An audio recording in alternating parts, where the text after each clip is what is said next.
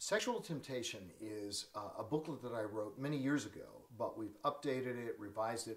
Originally, it was an article in Leadership Journal, which I was asked in the late 80s to expand on by InterVarsity Press, and they turned it into a booklet. Then it went out of print, and years later we decided, you know what, there's a lot of helpful information in this book that we want to get to people. So I revised it then, and then I revised it again very recently, had some good input from other people.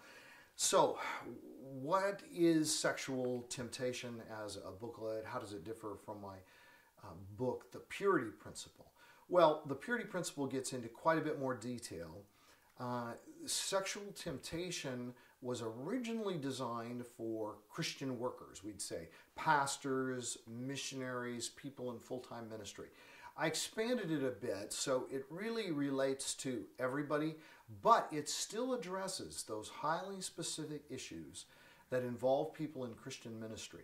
And it emphasizes the fact that we are all subject to temptations and that we're on Satan's hit list and that he wants to destroy the message of Jesus Christ that we are to be bringing to people through corrupting our personal lives and through basically setting us on the shelf. We no longer have credibility because our lives are characterized by sexual impurity. Either people will find out about it and no longer trust us and believe what we say, or maybe they won't find out about it, but God knows, and God is not going to put his blessing and his power on a ministry, for instance, a pastor who speaks against sexual impurity on Sunday mornings, but on Saturday night was looking at internet pornography. So certainly there are issues related to our marriages that I deal with in the book. There's a lot of lack of care and not setting up the kinds of boundaries that should be set up in Christian ministry. We should be very aware that, yes, this could happen to us, and therefore we will make sure it doesn't. So some of the practical suggestions about pastors not meeting alone with people of the opposite sex.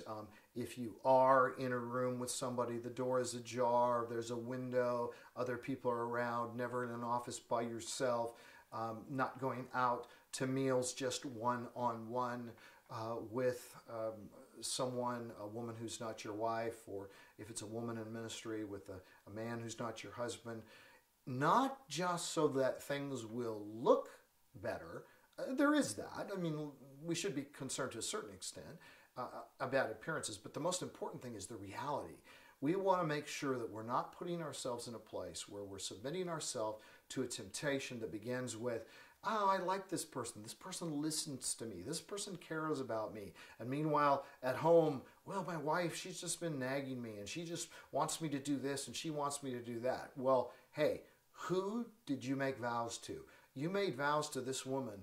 Don't start comparing her to other people and getting your strokes from other people and then having your heart drawn away. These are some of the many, many things I talk about in the Sexual Temptation booklet.